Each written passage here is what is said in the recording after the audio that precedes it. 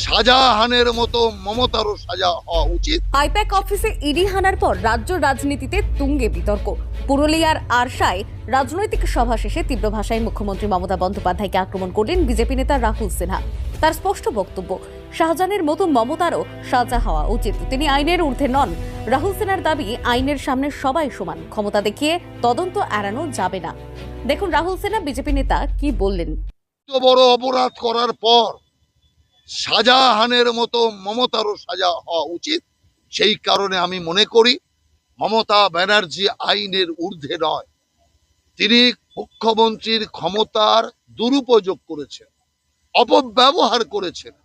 তার অপব্যবহারের জন্য কঠিন শাস্তি, দৃষ্টান্তমূলক শাস্তি হওয়া দরকার, যাতে আদালতের নির্দেশে চলা তদন্তের উপর আর কেউ হস্তক্ষেপ না করে।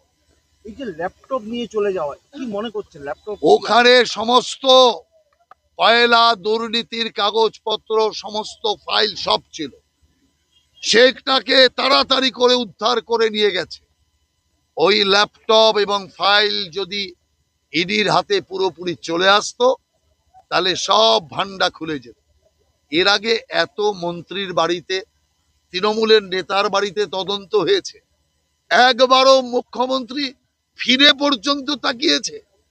মুখ ঘুরিয়ে রয়েছে, জেল খাটছে, জেলে যাচ্ছে তৃণমূলের নেতা মন্ত্রীরা, মুখ্যমন্ত্রী তাকিয়েও দেখেন। কিন্তু মুখ্যমন্ত্রী দুবার রাস্তায় নামলেন। একবার রাজীব কুমারের জন্য, কারণ রাজীব কুমারের তদন্তে বাধা না দিলে মুখ্যমন্ত্রীর কালীঘাট ঘেরাটোপে পড়ে যাবে, যে কারণে ওনাকে নামতে বাধ্য হয়েছিলেন। আর একইভাবে আইপ্যাক কর্তার বাড়িতে এবং অফিসে যদি তদন্ত না আটকানো যায়, ফাইল যদি চুরি না করা যায়, ল্যাপটপ নিয়ে যদি বেপাত্তা না হওয়া যায়, তাহলে তৃণমূল কংগ্রেস শুধু নয়, কালীঘাটই জেলখানায় বাড়ি বানাবে।